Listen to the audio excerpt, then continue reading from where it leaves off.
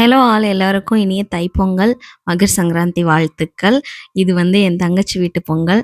சின்ன பொண்ணு தான் நான் நெறைய விஷயம் கத்துக்கிட்டேன்.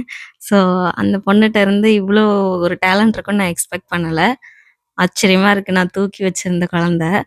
நல்லா பொங்கல்லாம் வச்சு நல்லா செலிப்ரேட் பண்ணியிருக்கு. இது வந்து தஞ்சாவூர் பொங்கல். பட் தர்மபுரியில வந்துட்டு நாளைக்கு தான் பொங்கல் செலிப்ரேட் பண்ணுவாங்க. நாளைக்கு தான் ஸ்பெஷல். ஸோ எனக்கு இன்னைக்கு லீவும் கிடையாது. யுஎஸ் ஹாலிடே கிடையாது. ஸோ நான் என் ஒர்க்க பார்க்க வேண்டியதா போச்சு. அதனால அம்மா, அப்பாவ மிஸ் பண்ணேன். கொஞ்ச நேரத்தில பார்த்தா, அத்தை வந்து இதெல்லாம் சமைச்சு எனக்கு குடுத்து விட்டாங்க. நான் பார்த்த வரைக்குமே தர்மபுரியில எல்லார் வீட்லயுமே மாடு வச்சிருக்காங்க. நாங்க வந்து ரூரல் சைட்ல இருக்கோம். பார்த்தா எல்லாருமே வந்து தைப்பொங்கல் முதல் நாள் அன்னைக்கு வந்து யாருமே பொங்கல் வைக்க மாட்டேங்கிறாங்க. மறுநாள் தான் வந்து பொங்கல், மாட்டு பொங்கல் எல்லாத்தையும் ஒண்ணா செலிப்ரேட் பண்றாங்க. செம்மையா இருக்கும் இங்க. நான் அத வந்து உங்களுக்கு வீடியோல ஷேர் பண்றேன். இந்த ரெசிபீஸ் எல்லாமே வந்து என் அத்தை சமைச்சது.